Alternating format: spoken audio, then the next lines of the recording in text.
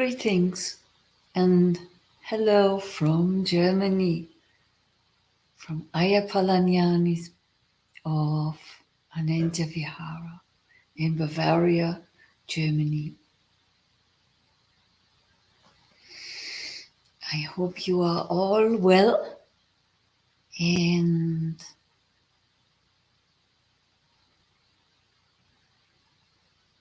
have the chance to live by the Dharma and to practice the Dharma and to listen to the Dharma.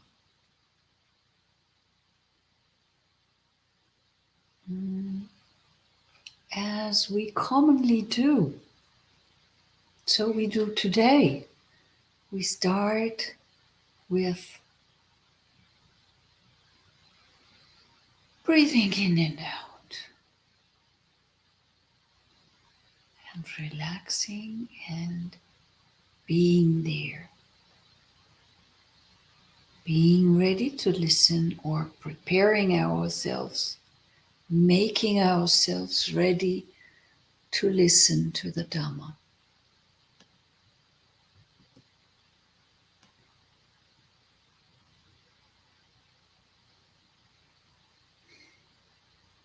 So please, friends, sit back and relax.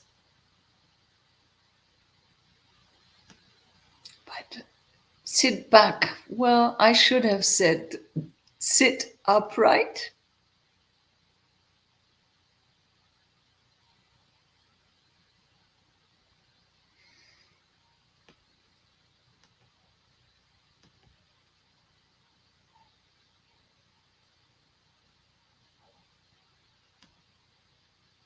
Okay, I think now I'm ready. Sit upright, but relaxed.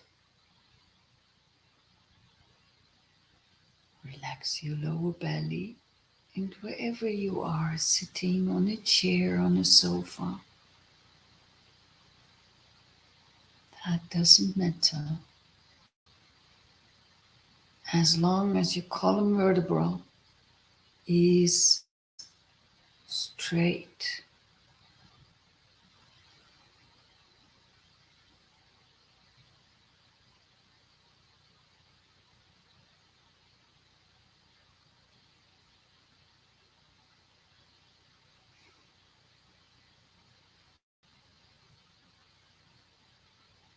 Breathe in and out. And when you breathe in, your belly expands like a balloon.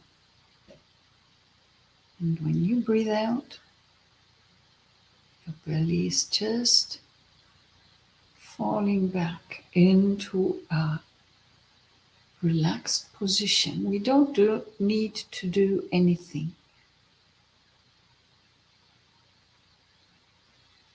Breathing is the one thing that the body can do all by itself.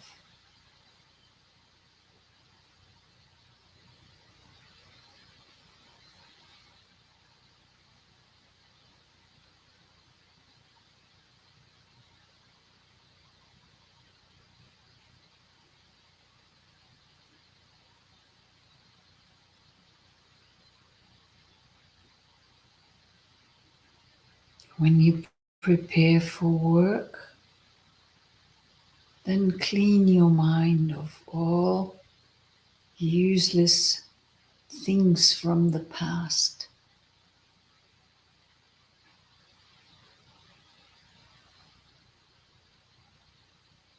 Just focus on the belly, on the rising and the falling of the belly.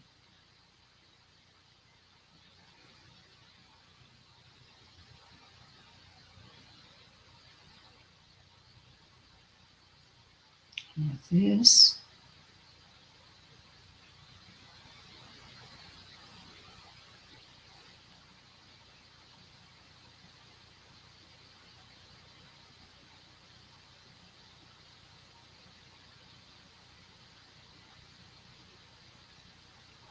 focus on the rising and the falling of the belly, You do actually purify your mind, because when you have your mind full of rising and falling, or full of a word like Buddha, or like may all beings be free from suffering, then there is no thought of ill will, because you can only have one thing in your mind, either this one sentence or the full attention on the breath, or a thought.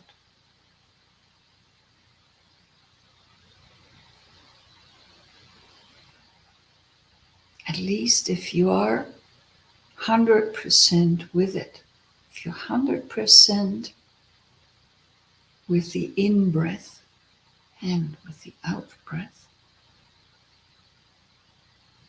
then there shouldn't be room for anything else. So we are breathing and relaxing.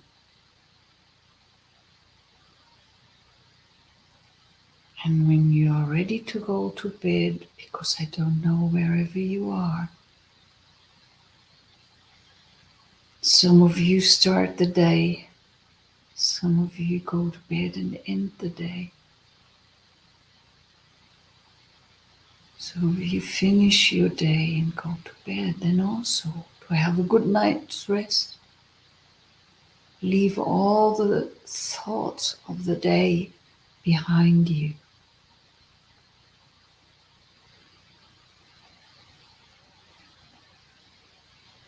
The important stuff will reappear. So for now, just concentrate, just focus on the breath going in and out of your body, and relax the rest of the body. And open a narrow mind. Widen a narrow heart.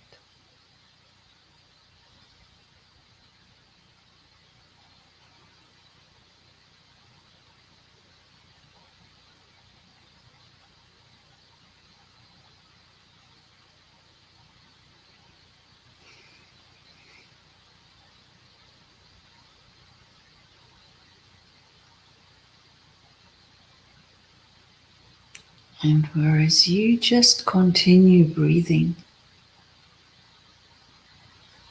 I will start to talk on the Dhamma. Namo tassa bhagavato arahato samma sambuddhassa. Namo tassa bhagavato arahato samma sambuddhassa. Namo tassa bhagavato arahato samma sambuddhassa. Buddhang dhammang sanghang namasami.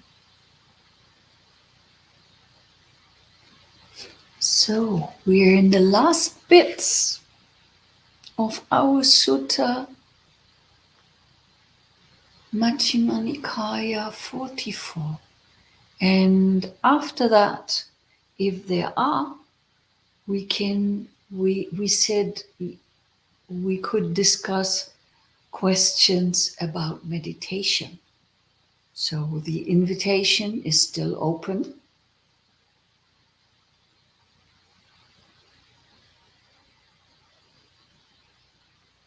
And last chapter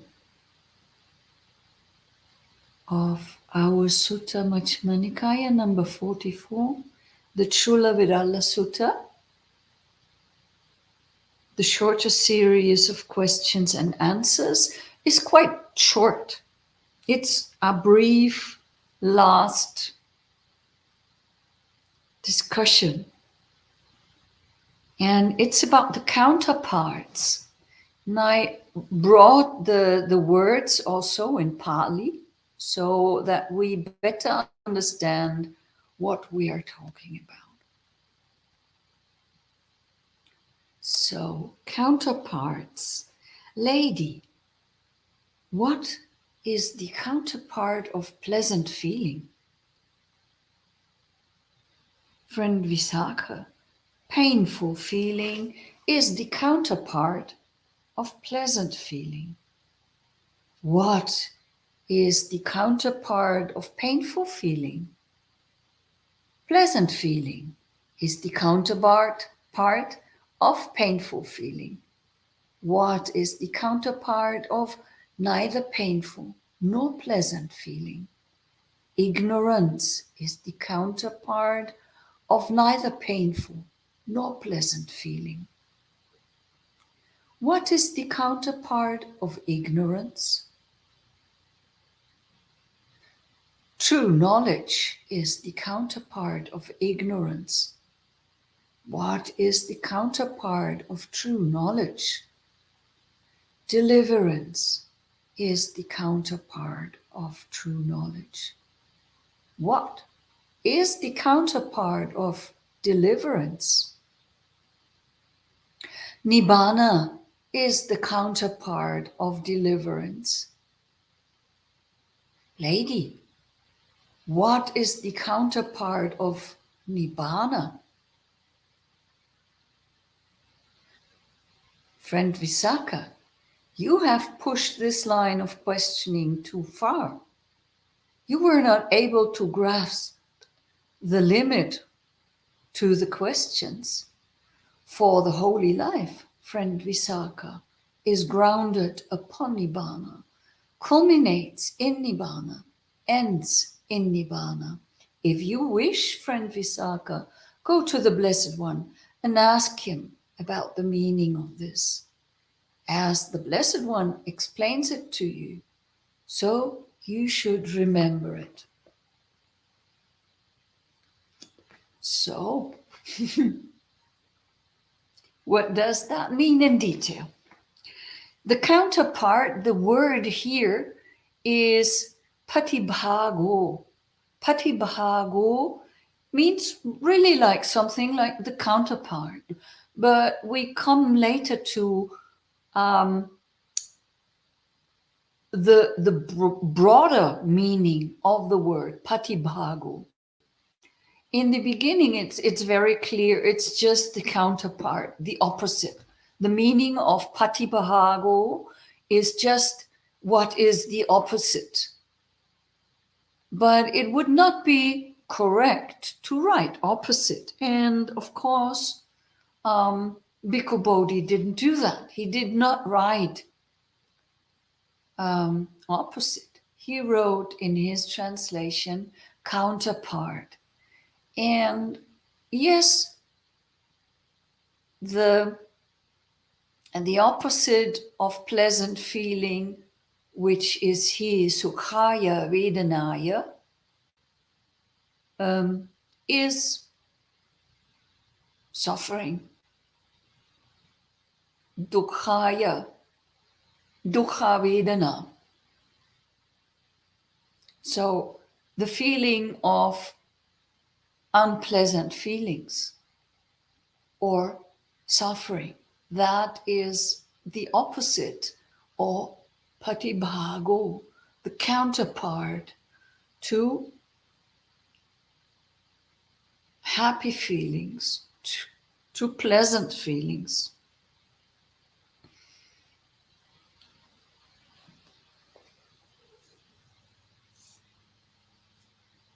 So now, what is the counterpart to painful feelings? Of course, yeah, it's more than logic that it's just the opposite. Like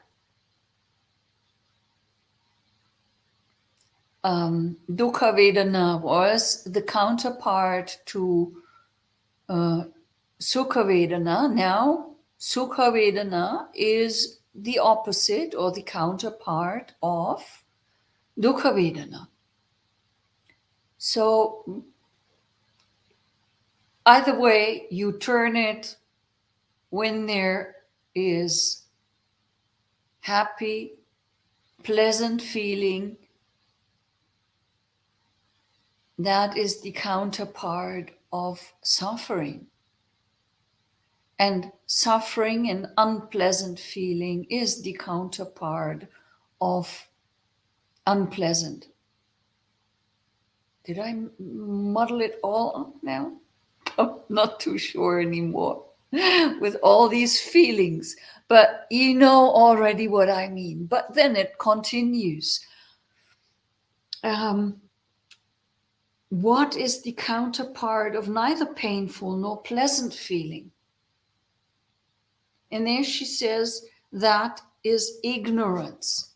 Ignorance is the counterpart of neither pleasant nor unpleasant feeling. And we had it in the paragraph before that really this neither unpleasant nor pleasant is really connected with ignorance. So now, why is it then the counterpart if it is born of, if it is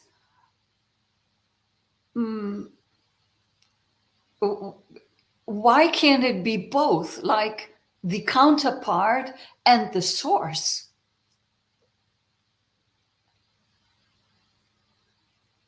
So we have Adukama Sukhaya Vedanaya, neither pleasant nor painful feeling. And the counterpart is ignorance.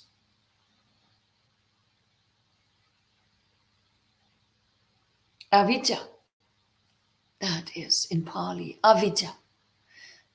And here we start to ponder, we have to start to ponder over the word patigha, patibhago. So this is why I said this does not necessarily mean the opposite. Counterpart, yes, but not necessarily the opposite. If you imagine two people playing ball, you can play ball like with somebody in competition. And then you throw the balls and the other is your competitor, and you try not to you try that the other doesn't get that ball, but you can play ball together also. And then you would play in a way that the other can catch the ball. And there is something opposite, namely somebody who is working with you, but that doesn't necessarily say or mean that you are working kind of against each other. And that, I think, this example of playing ball either way, either as competitors or as friends who support each other, that is for me the best way to explain the word patibhago. So it is something that is opposite, that is a counterpart, but that doesn't mean necessarily that it is the opposite in the sense that either black or white, but can also be something facing it, but supporting it. And we will see that this way of understanding patibhago applies to the rest of of this discussion here. And also, if you look at dukkha Vedana and sukha Vedana, then also there it applies. Because if you look at it closely, then yes, in one way, dukkha Vedana is the opposite of sukha Vedana. So pleasant feeling is the opposite of unpleasant feeling. But also both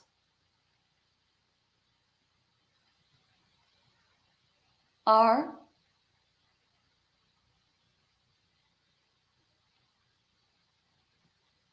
how to say that? They are both suffering.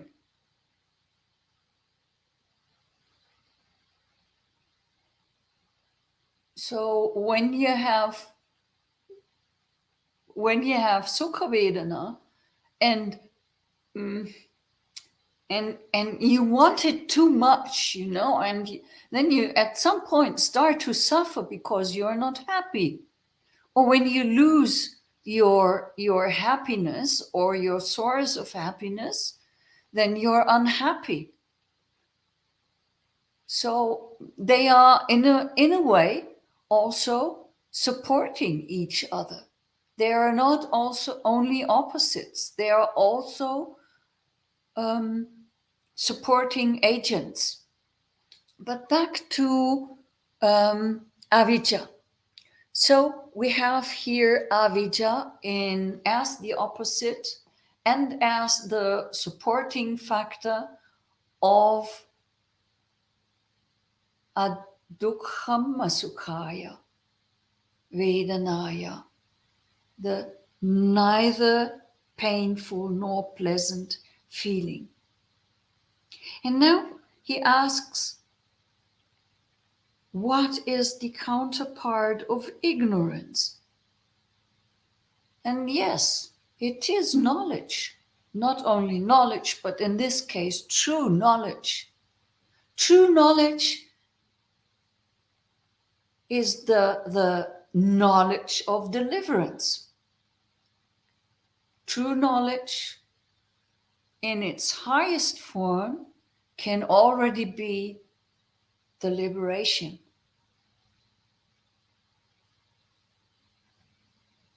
True knowledge has deliverance as its counterpart. So, true knowledge in this sense is not the opposite, but yet the counterpart. The second of those who play together. And deliverance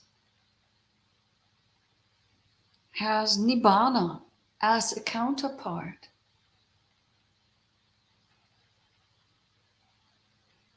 And deliverance also already is a word for the end of suffering, as much as is nibbana. They all mean, yes, enlightened, having overcome greed, hatred, and delusion. And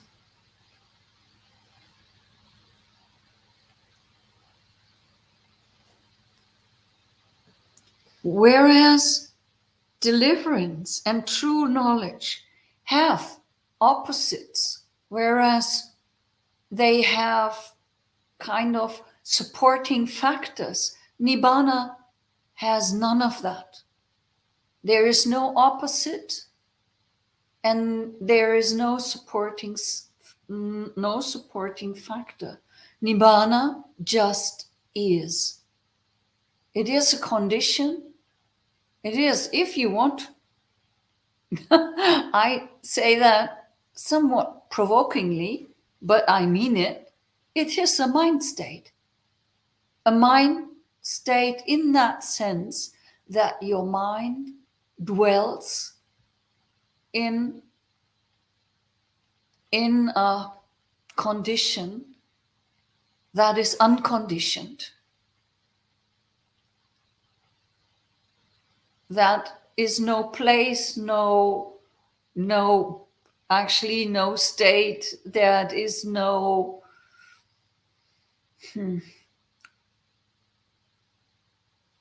that is just as is.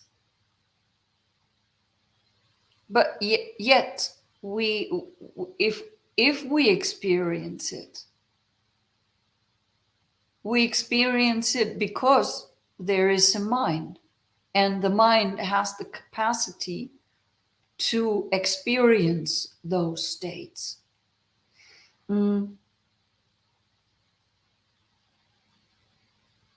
because Nibbana has no opposite, samsara is not the opposite of Nibbana.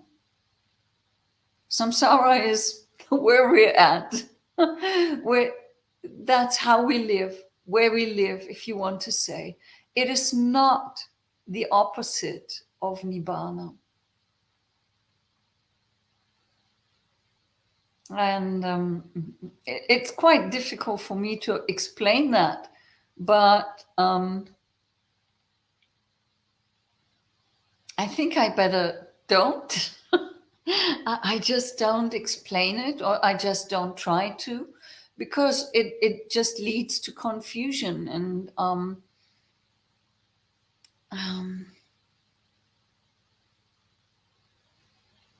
yeah,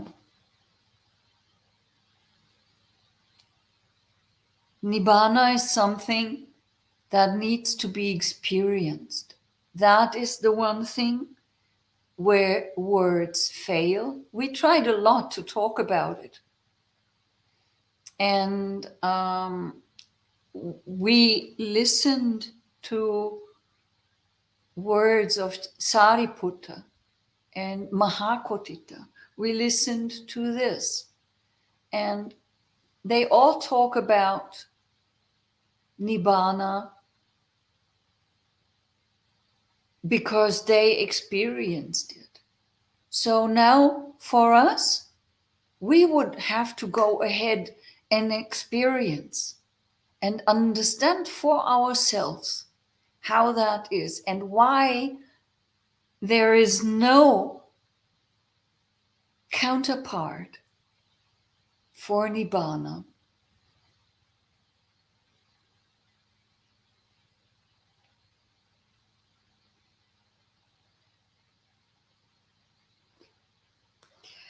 In the end, Visakha, the householder, goes to the Buddha and asks,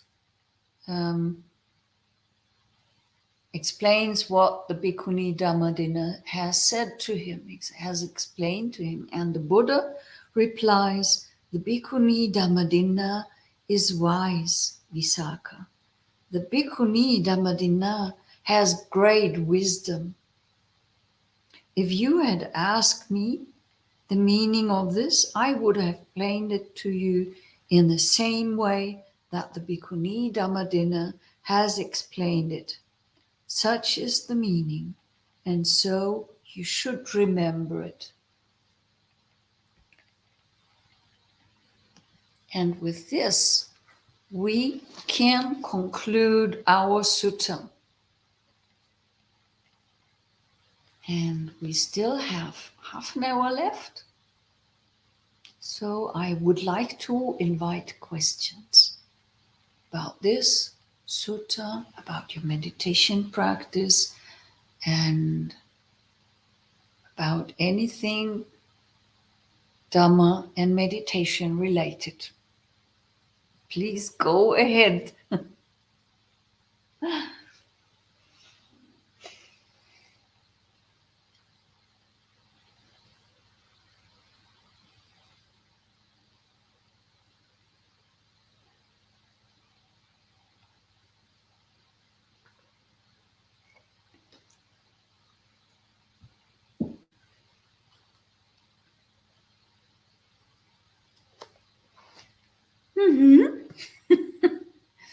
Yes, it's still time for some questions.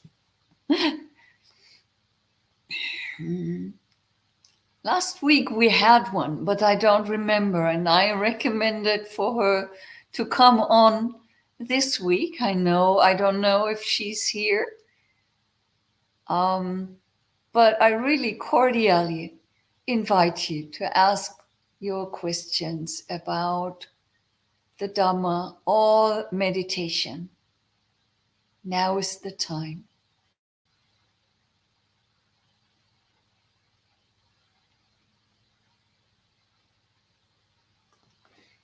Oh, this light is off.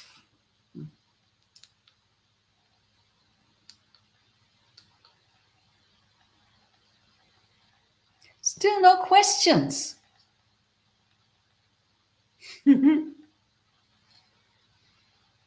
That's easy.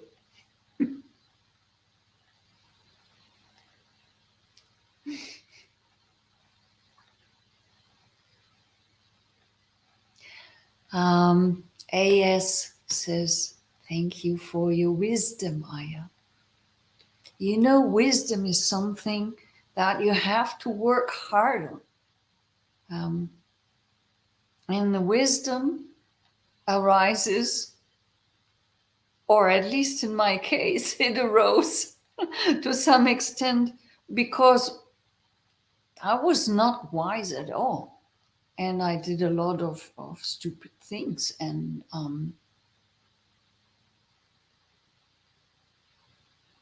gained wisdom by that. So I can just encourage you to take your stupidity and the stupid things that you do. I mean, I'm not meaning it personally. I'm not saying you all are stupid, but we all do stupid things, right? And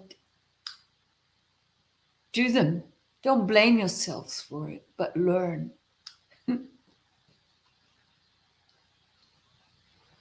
Let me see. There is something. AS says, there is supposed to be a joy in not knowing how to develop the place of joy of not knowing. Yes. I remember that I have read somewhere, and I don't remember exactly where it was, somewhere in the scriptures. There was the story that some person came by where some bhikkhus were dwelling, and he looked at the bhikkhus and then was angry because he said, well, what ascetics are these? They all look so happy. How can these be ascetics? And so, yes, we're we're not supposed to turn into stiff, angry, narrow-minded, unpleasant beings without pleasure, without joy.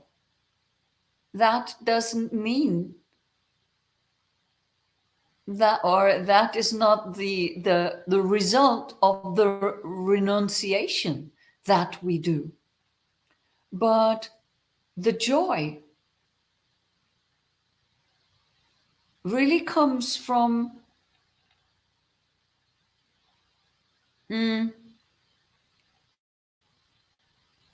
leaving behind all your assumptions, all of your opinions, all of your, I know better, I know this, I know that, and having the urge and the need to express this.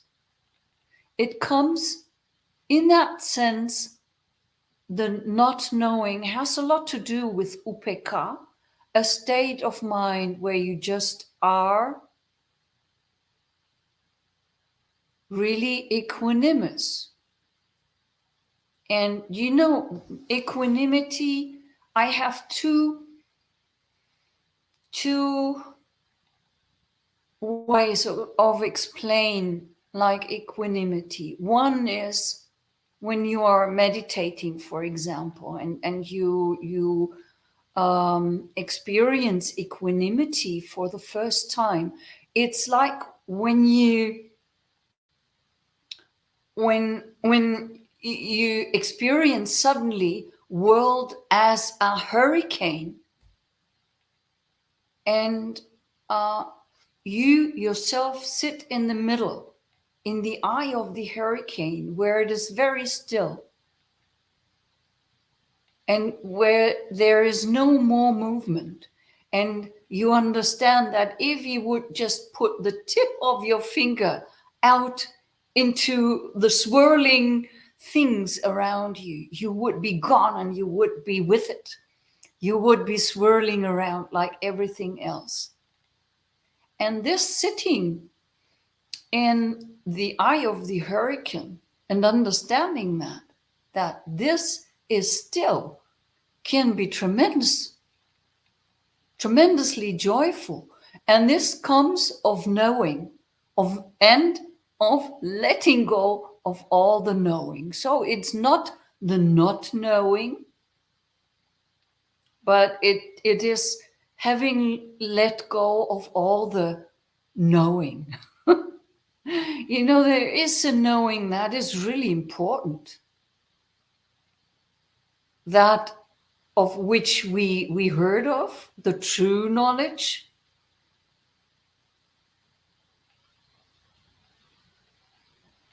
In opposed to ignorance, and that true knowledge is really then connected with joy, because to experience this you kind of need to have some meditation experience. So this one with the eye of the hurricane, that was one example of how I explain or try to explain this equanimity. The other way is when it's a little bit more settled, then you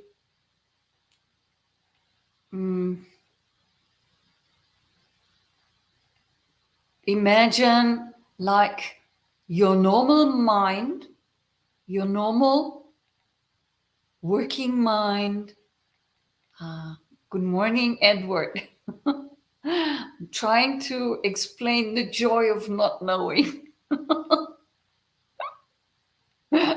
And it's funny because I don't really know, but I'm trying to make some sense. And so if you think of your mind normally as a metal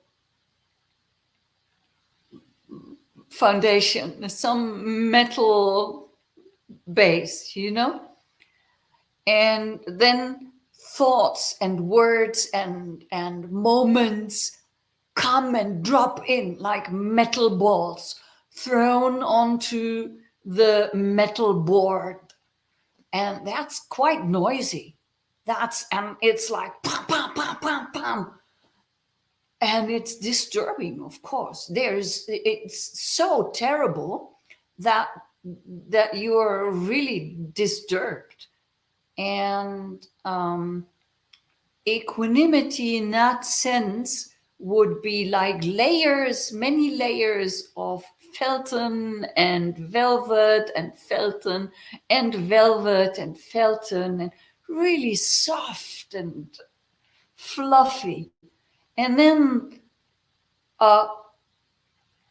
knowing, say, drops in, and boof, it just sinks in. It sinks in so soft. There is no noise. There is no rolling back and forth. There is no disturbing whatsoever. And this also is a place where nothing much happens, where all this knowing that we seem to know, or that we think we do know, disappears and becomes unimportant. There is no knowing nor not knowing. There is just this, and that's joy. I don't know how to explain that better.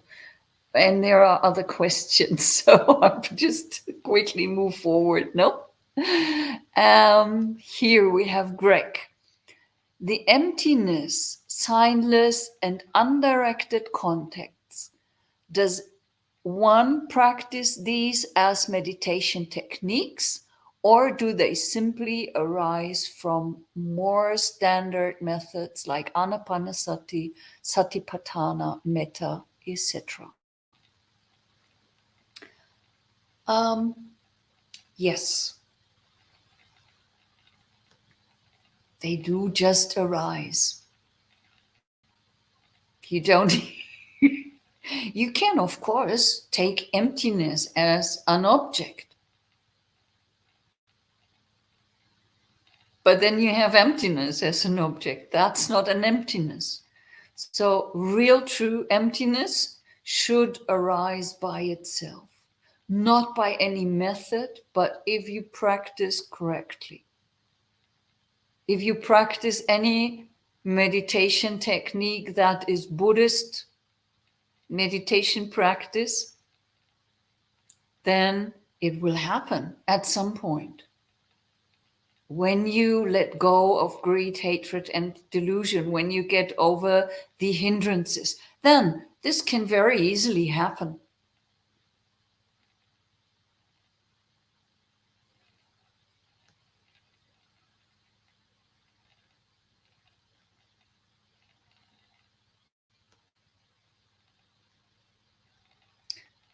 AS says, there's so much we think we need to know, to have to be. There is peace and joy in not getting answers, not having all we think we need.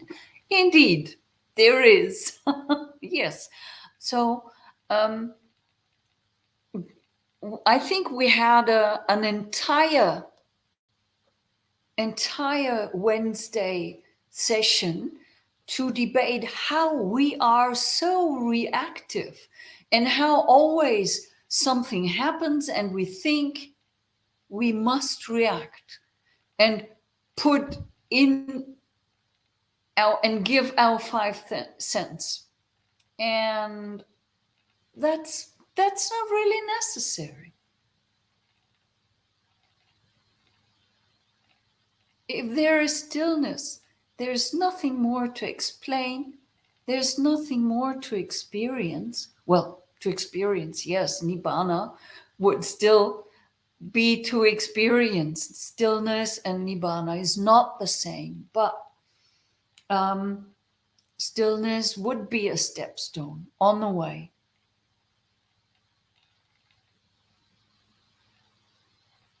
And the peace and joy in letting things be as they are, not wanting to know, not wanting to be right, not wanting to do best or do whatever in our, twisted minds try to do. In our twisted way of reaction try to do. If we leave all that behind, then we can experience really much more joy. Sud. Dear Aya, I found that chanting the entire Metta Sutta in the mind calms my mind at times when it's unruly and agitated, do you think one can develop access concentration in this way?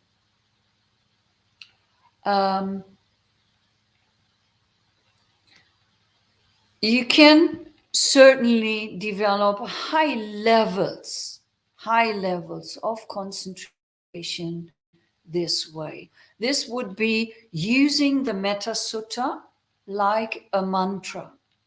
A mantra is a meditation object that you use and that you repeat to still your mind. And you try to not only be with that. And if you recite the Metta Sutta in this way, that you are only with it, with every syllable and with the meaning of the words. But even if you're not with the meaning, but only fully focused on those syllables, then in whatever language you chant it, it will lead to really high levels of concentration. And it will therefore be powerful and lead you to joy also. This is possible. And then with the access concentration, in that sense, that is concentration where you have to let maybe go the last bit of how do you say that?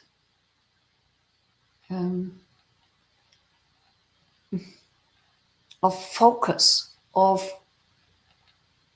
awareness, of being with it, so that you really can go into deep samadhi states.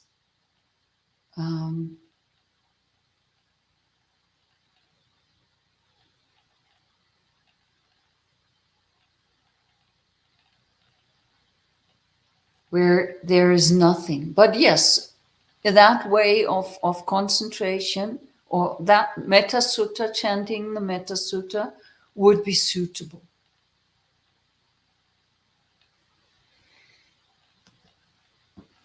For me, knowing implies a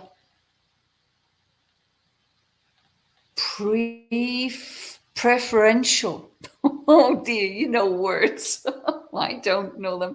Preferential focus on results instead of behaviors. When I focus on my behaviors, behave in an ethical manner, and let go of knowing a particular result, then I experience the bliss of blamelessness.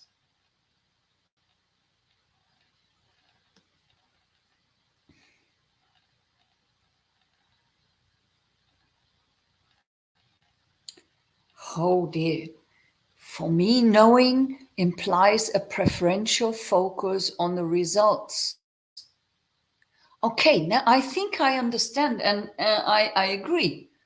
But if we talk of true knowledge, you know, the true knowledge that we were talking about here in our sutta, then not so much. But our worldly knowledge, that is really so, as you say. And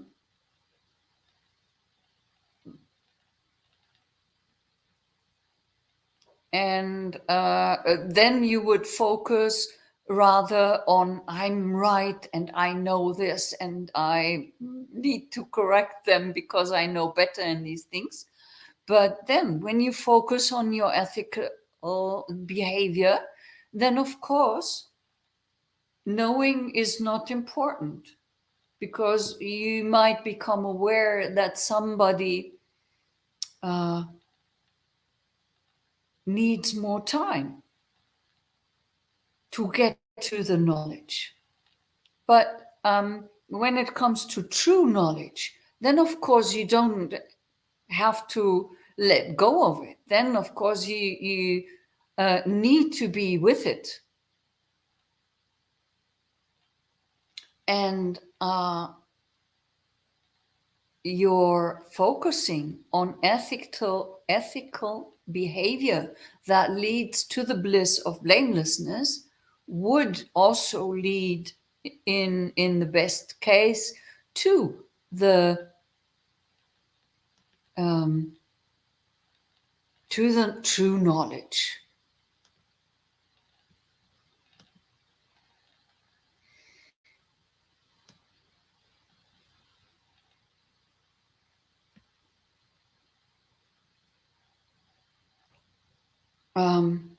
To Vidya, the opposite of avidya.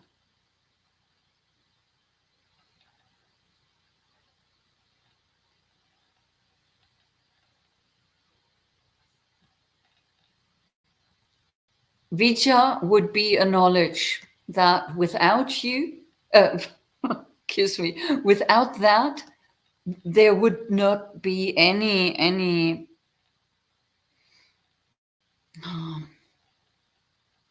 I'm looking for words today. Excuse me.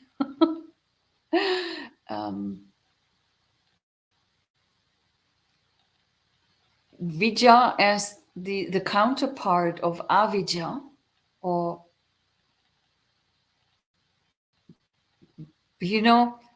what I'm trying to say is vidya understands and sees through avidya, and avidya is what we know so far, is our worldly knowledge, is that I think I know so much.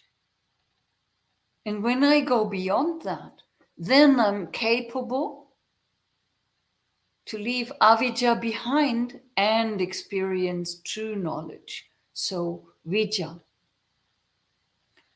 So, when you write, knowing implies a preferential focus on results, then if you say that of the worldly knowledge, totally correct. If you say that about vidya,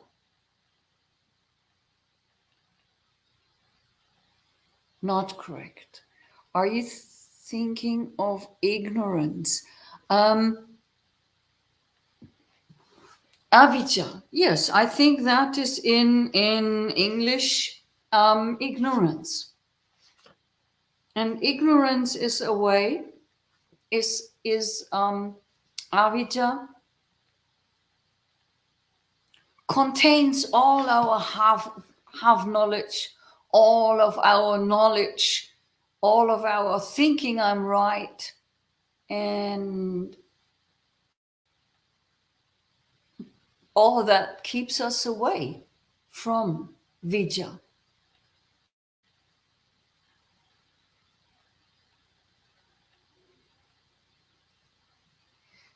But if you focus on your ethical behavior, then of course you can have wisdom arise. Wisdom that comes through the practice of ethical behavior and through the practice of meditation.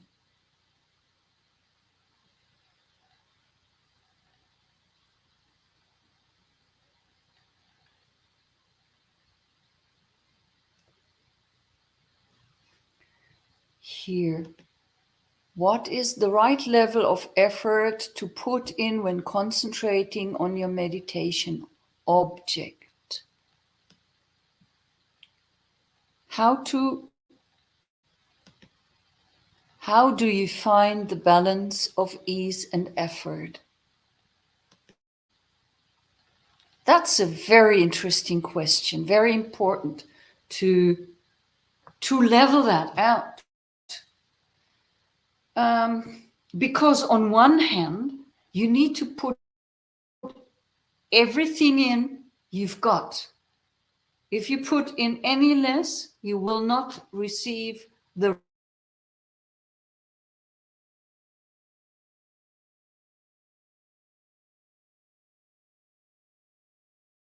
everything in.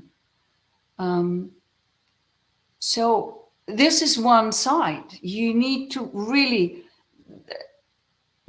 the highest level of effort that you're capable of needs to be put in. But on the other hand, you need to be totally relaxed.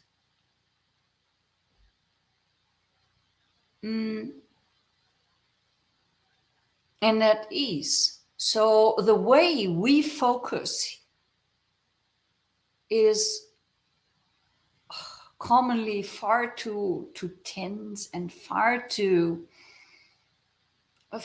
narrow and far too like wanting something.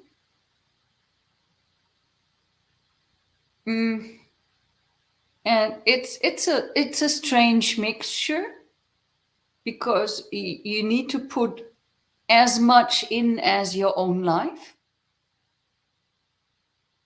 and be ready to lose your own life. But on the other hand, you need to be totally at ease with it and totally relaxed about it. So this is quite of a balance that is not easy to achieve, especially not when you're in meditating half an hour after work or before work or so. And then if you live in such a situation where you have just maybe half an hour to meditate, then I would recommend put in what you can.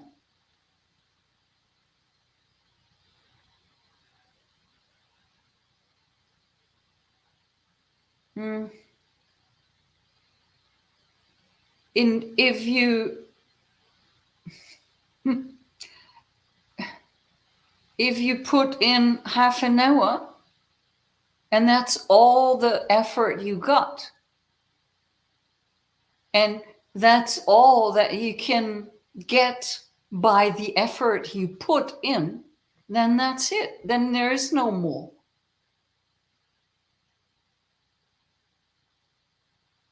Then at least try to sit or walk in meditation during this time, like in a way that is still relaxed and that doesn't blame you for not putting in more effort, for not putting in more time. So effort is a component of time and strength, let's say. Effort, of course. If you have a lot of effort, you would put in a lot of time. And that's why some people become monks and nuns, because they think I must put in more effort and want to have time for the practice more than the daily activities allow.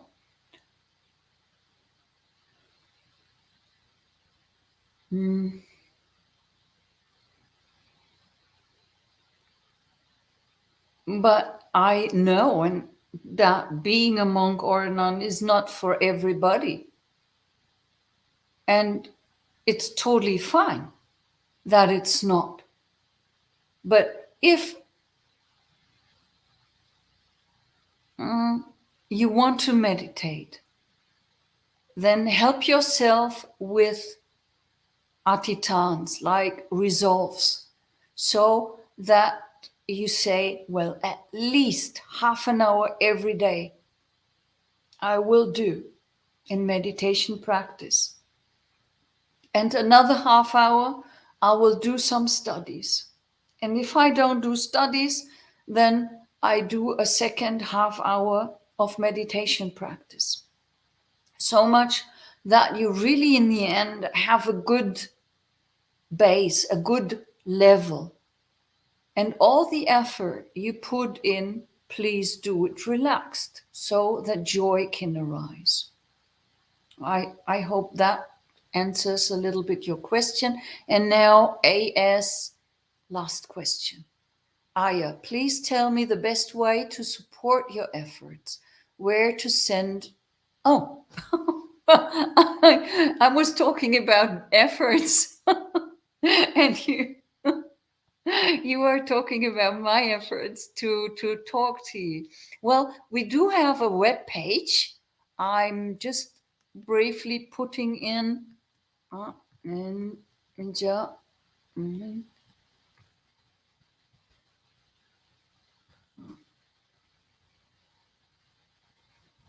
Gee, I think this should be it.